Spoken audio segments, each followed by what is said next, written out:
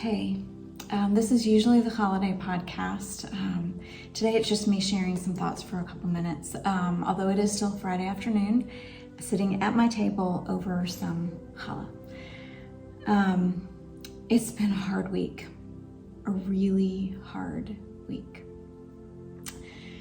And I hadn't planned on recording today. I pretty much been crying and praying and trying to write. But I'm writing about Jerusalem, and so instead of being a distraction, it's just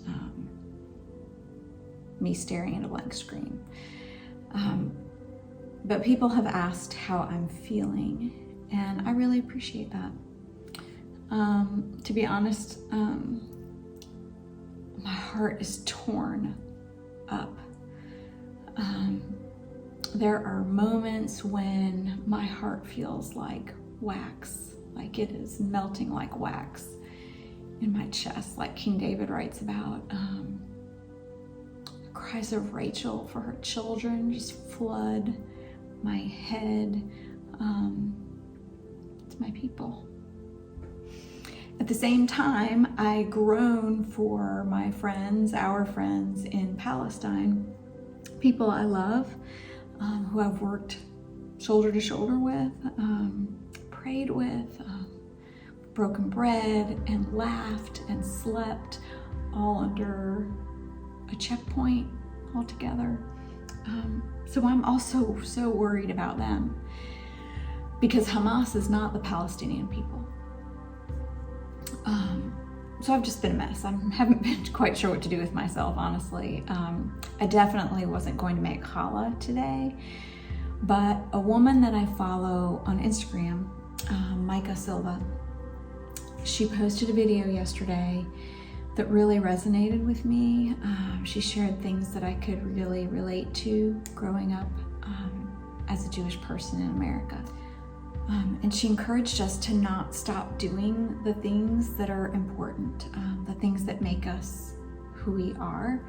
She said to do things like, baking challah as a form of resistance, an act of resistance. So that's what I'm doing.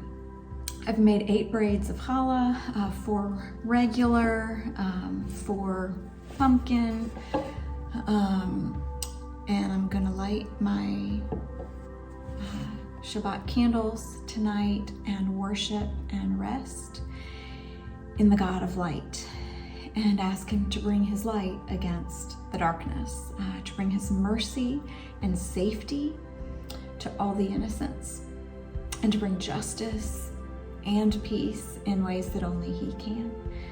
There's this prayer in Judaism that we say throughout the Sabbath worship, and specifically at the end of the Mourner's Kaddish, the Mourner's Prayer. And this prayer is called Oseh Shalom, or make peace. And in English, it is, may he who makes peace in the highest heavens grant peace to us, all of us, and unto all Israel. And let us say, Amen.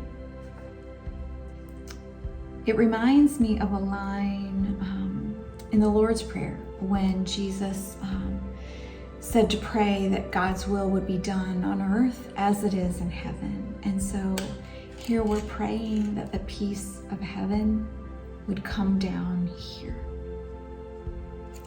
And it has. He has. God has made a way for eternal restoration with him and with one another, vertically and horizontally. But we still, for now, live in the brokenness of this earth. So broken.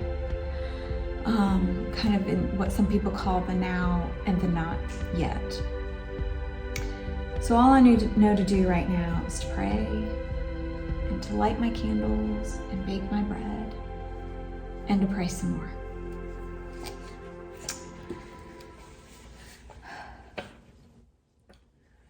Oseh Shalom bimramav, Oseh Shalom aleinu, ve'ol kol Yisrael.